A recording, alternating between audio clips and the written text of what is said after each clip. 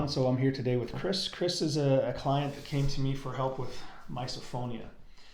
So misophonia, I'll let you explain how it affected you, but in a nutshell, what misophonia is sensitivity to sounds. So people describe it as, I hear certain things and it just drives me nuts, that type of thing, right? Mm-hmm. So why don't you explain the specific problem that you had with misophonia when you came to see me? Sure. It's nothing that I experienced as a child or anything, but in the mid to late teens, I started to notice certain sounds would bother me, and it seemed to progress throughout the years. And before I came to see you, I was at the point where I would have to leave an area if it was a movie theater with a bag that was crunching the whole time, or popcorn, or the open mouth chewing kind of situations. It was just getting to the point that the feelings that I was feeling would get to the point of anger, or I would just have to get up and leave that situation. And I couldn't pinpoint what it was. I just knew that I was agitated by the sounds. Okay. And was it, I think you'd also mentioned to me that in certain situations you would avoid dinner engagements, or you would make excuses to not do certain things because you anticipated the anger that you were going to feel. Absolutely, yeah. It was like a chess game. I would look at the dinner table or a social event and just say, well, I'm going to sit over here for certain reasons, and choose where I sat, or at some points too, just avoid social get-togethers with some of the Okay, so let's fast forward. When did you first come to me? Pre-COVID? Yes, so was January. Did you start to see results right after the first session? Yes, for sure. Okay, and it's gotten progressively better? Yes. Okay, so what happens now? How is your life different now? Well, coming here and seeing you, I realized that there was a certain trauma in the past that was directly coordinated with the misophonia, and spending some time dealing with that, I found the ripple effect from dealing with that has spilled over into other areas of my life as well, not just the misophonia. Mm-hmm. So let's back up to specifically the misophonia. Yeah.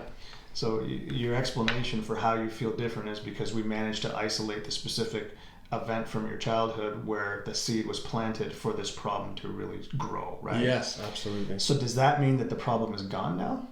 Specifically the misophonia? I'm aware of the sounds, but I don't get the emotions that were tagged to it previously, which was the unsettlement or the anger and wanting to leave a room. Yeah, and that's really what misophonia is, because lots of us don't like those unpleasant sounds. I'm with you. I don't like them either, right. But I don't have any emotional reaction, and I don't have a physiological response to them. Exactly. You used to. So now you're like most people that don't like to hear somebody slurping their soup in a restaurant. Exactly. But you're just void of any emotional reaction. You don't get a rapid heart rate, or you don't get any type of physiological response, which is what we wanted. Yes, no, now I can handle it. I'm aware of it, but it doesn't bring up the same emotions that it did in the past. Okay. Never? Even in an extreme situation? No. So it's completely gone? Yeah. That's fantastic. Mm-hmm. Okay. And so the ripple effect, can you think of an example of how this may have affected other areas of life, or no?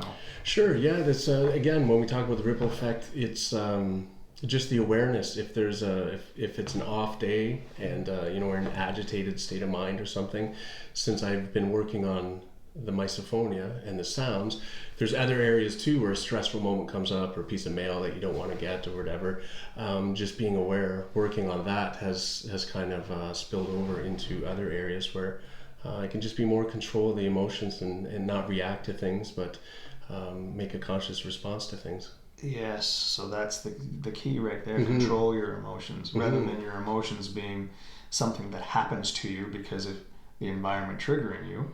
You now have some awareness, you said. Yeah. So what you're really, correct me if I'm wrong, but what you're saying is that you now are aware that your emotions are actually coming from you. Yeah, I can't control the events that happen, but I can control how I respond to it. Yeah. And that's huge. That's huge. Excellent. All right. Well, listen, thanks very much for the video. Thank you. Been a great working with you. Yeah, you as well. Yeah, a fellow Van Halen fan. Right on, man. Yeah. All right. Thanks Right very on. much, Cool. Chris. If you enjoyed that video and you'd like to hear more from some of my clients and the success they've had, click on the bio below and you can access my Facebook page and my website. I do free consultations. Send me an email and let's book a time to see if I can help you.